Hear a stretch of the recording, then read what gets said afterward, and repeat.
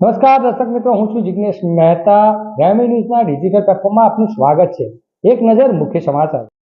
આજે હનુમાન જયંતિ નિમિત્તે બારડોલીના પૌરાણિક રોકડિયા હનુમાન મંદિરે ઉજવણી કરવામાં આવી હતી. મોટી સંખ્યામાં ભક્તોએ લાભ લીધો હતો.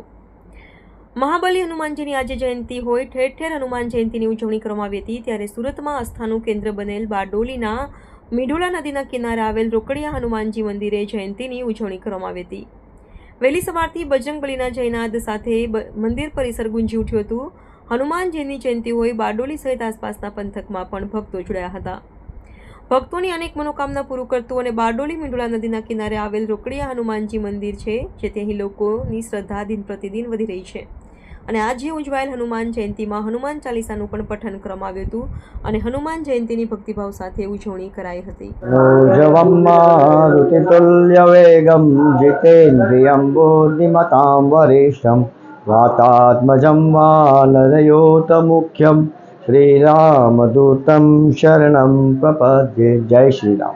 બારડોલી નગરની અંદર આવેલા શ્રી મીંઢોળા તટના કિનારે શ્રી રોકડિયા હનુમાનજી મંદિર આજ રોજ શ્રી હનુમાનજીનો જન્મોત્સવ નિમિત્તે દર્શનાર્થીઓ ઘણા મોટા ભાગમાં આવ્યા છે અને તેઓને ભંડારા માટે અને પૂજા અને હવનનું આયોજન કરવામાં આવ્યું હતું અને ઘણા દર્શનાર્થી અને ભક્તો આવી ધન્ય થયા છે. જય શ્રી રામ.